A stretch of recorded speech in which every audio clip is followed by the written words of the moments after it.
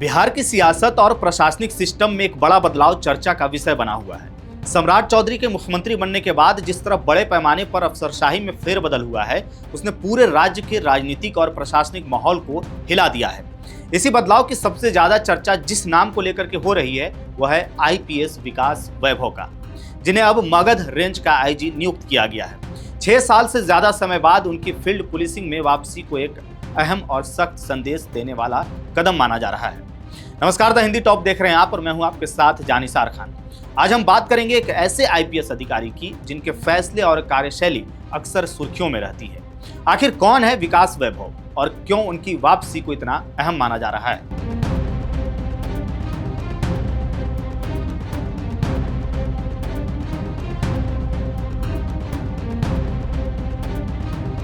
विकास वैभव ने पोस्टिंग मिलने के बाद खुद सोशल मीडिया पर अपनी प्रतिक्रिया दी और साफ कहा कि उनका फोकस हमेशा की तरह कानून के राज को मजबूत करने पर ही रहेगा।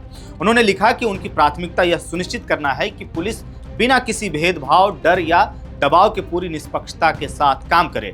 उन्होंने यह भी कहा कि अपने पूरे करियर में उन्होंने जीरो टॉलरेंस की नीति अपनाई है, चाहे वह एफआईआर दर्ज करने में हो, लापरवाही हो, मामलों को दबाने की कोशिश हो या पुलिसिंग में किसी भी तरह की गड़बड़ी हो। विकास वैभव ने साफ चेतावनी दी कि अगर किसी भी थाना स्तर पर जानबूझकर की लापरवाही सामने आती है तो उस पर तुरंत सस्पेंशन और विभागीय कार्रवाई की जाएगी। उनके एजेंडे में रात की पेट्रोलिंग को मजबूत करना, जमीन विवादों का निष्पक्ष निपटारा, लंबित मामलों का तेजी से समाधान, अवैध शराब के खिलाफ सख्त कार्रवाई और ट्रैफिक व्यवस्था को सुधारना शामिल है। अब अगर उनके करियर की बात करें तो उनकी पृष्ठभूमि भी उतनी ही प्रेरणादायक है जितनी उनकी वर्तमान जिम्मेदारी है। बेगूसराय जिले में जन्मे विकास वैभव का जन्म 21 नवंबर 1979 को हुआ था। उन्होंने साल 1997 से 2001 तक Indian institute of technology Kanpur से मैकेनिकल इंजीनियरिंग में बीटेक किया और फिर वर्ष 2003 में भारतीय पुलिस सेवा में शामिल हुए। उनकी शुरुआती पोस्टिंग एएसपी दानापुर के रूप में हुई थी, जहां उन्होंने अपनी कार्यशैली से पहचान बनानी शुरू की।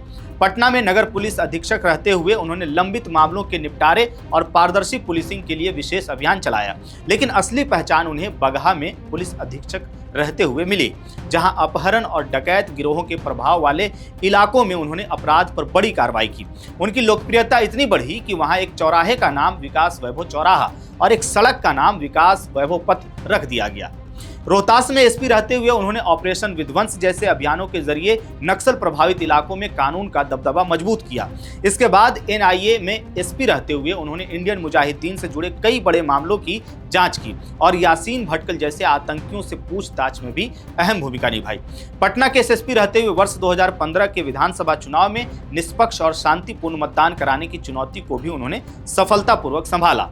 इसके बाद वे भागलपुर डीआईजी, एटीएस, डीआईजी और गृह विभाग में विशेष सचिव जैसे अहम पदों पर भी रहे, जहां उनकी पहचान एक सख्त लेकिन सिस्टम फ्रेंडली अफसर के रूप में और मजबूत हुई।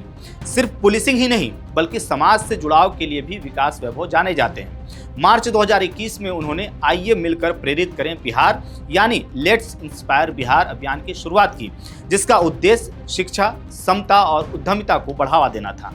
आज इस अभियान से लगभग 3,60,000 सदस्य जुड़े हुए हैं और 1,000 से ज्यादा अध्याय देश विदेश में सक्रिय हैं। अब जब विकास वैभव फिर से फील्ड में लौटे हैं तो उनसे उम्मीदें भी उतनी ही बढ़ गई हैं। सवाल यही है कि क्या उनकी यह वापसी मगध रेंज में कानून व्यवस्था को एक नई दिशा दे पाएगी। लेकिन उनके ट्रैक रिकॉर्ड को देखते हुए इतना तो तय है कि उनका नाम एक बार फिर सुर्खियों में मजबूती से बना रहेगा। इस खबर को लेकर के आपकी क्या राय है? आप विकास वैभव के जर्नी को कैसे देखते हैं? अपनी राय हमें कमेंट बॉक्स में जरूर बताइएगा। मेरा नाम है जानिसार खान, आप देख रहे हैं द हिंदी टॉप। वीडियो अच्छी लगे तो चैनल को सब्सक्राइब कीजिएगा और हमें इंस्टा, फेसबुक और एक्स पर भी फॉलो कीजिएगा।